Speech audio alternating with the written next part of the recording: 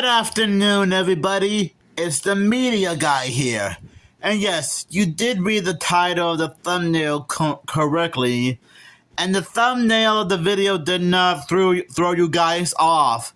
Today, since the franchise has been around for 40 years, I decided to do a second look review of the very first Back to the Future movie. And if you saw my community post earlier today, sorry about the coughing.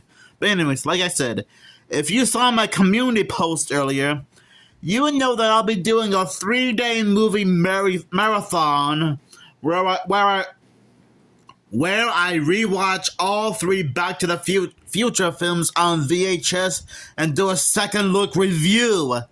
And sorry that I stuttered there a few seconds ago. Now, I guess you guys have already know about the Back to the Future franchise and in general.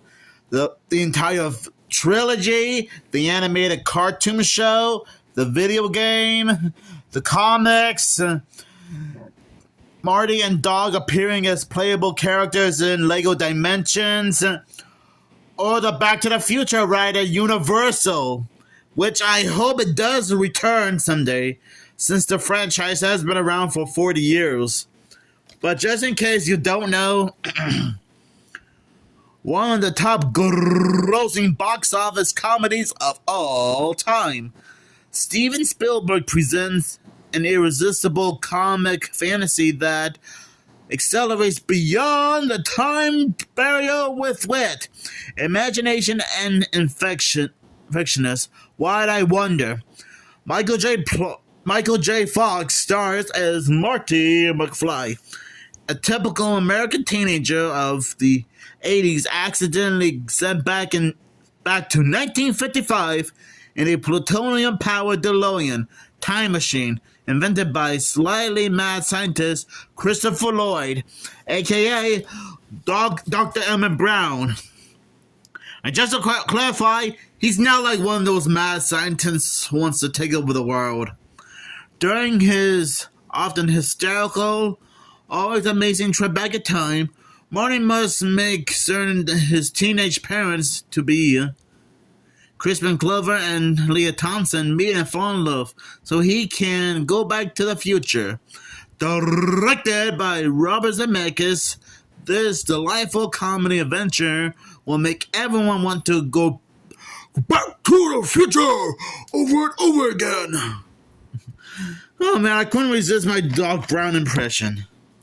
So yeah, after giving this a second look, I gotta admit, the first Back to the Future movie is still a classic now than it was 40 years ago. I mean, seriously, it has a great story to follow.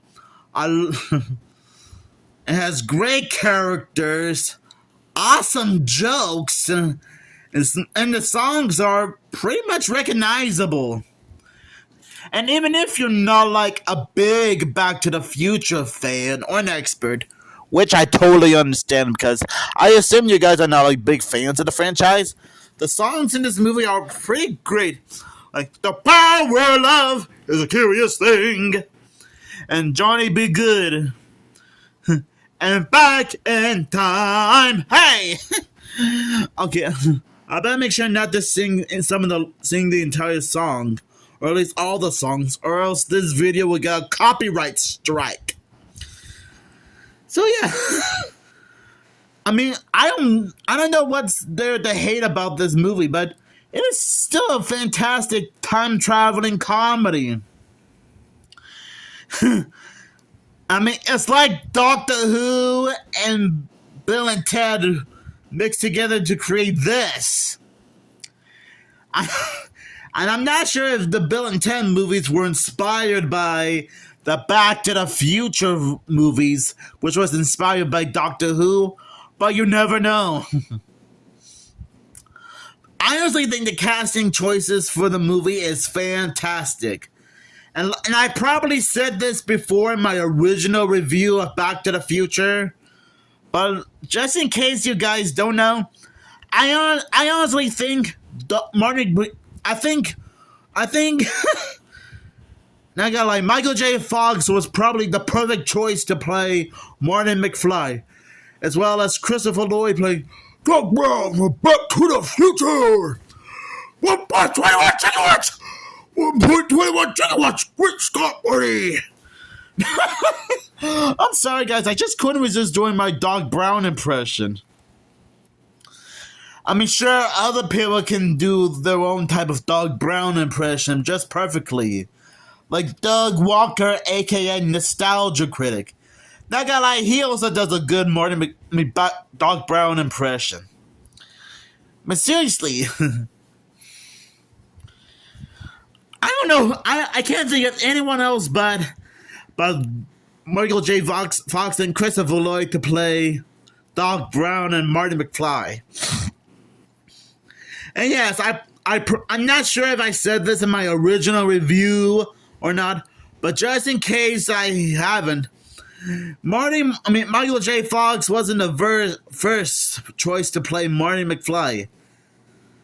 I think Eric Stoltz played Marty McFly, and they did film most of his scenes. But let's just say that things got a little bit complicated and they had to reshoot some of the movie at some point. Easy come, easy go. Not gonna lie, Thomas F. Wilson does a good job playing Biff Tannen in the movie. And man, Biff Tannen himself in the movie can be quite menacing, you know? I mean, he can be quite menacing. Maybe not menacing enough to take over the world or whatnot. He's sort of like he's like one of those abusive fathers, you know? I probably didn't say this before in my original review. But still, remind me not to mess with Biff Tannen in the movie. I actually like how Marty tried to help his future father be able to not be such a scaredy cat all the time and stand up for yourself. So I guess this film does have a lesson about trying to stand up for yourself and trying to do what's right and trying to make sure that you have a good life in the future. And I'm guessing that was like the entire point of the movie, you know? You can obviously tell that everyone really had a blast working on this movie, and I don't blame them. I actually like how the filmmakers tried to recreate Hill Valley as it was back in the 1950s, mainly 1955. And yeah, I will admit, time traveling can be a bit of a dangerous thing. But probably not that dangerous. In fact, when Marty first enters 1955 Hill Valley, let's just say that he was quite shocked to see how things looked so different. And I don't blame him. It's a good thing he picked up a newspaper in the trash can to find out what year it was. November 5th, 1955. Oh boy. And I was quite shocked that Marty accidentally altered their parents trying to meet up in the most bizarre way possible. You guys would have to watch the movie for yourselves so you'll know what I mean.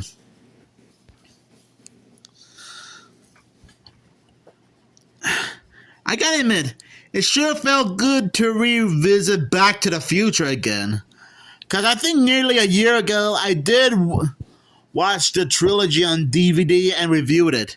So I guess it makes sense to just do a second look review on all three films in a row on VHS.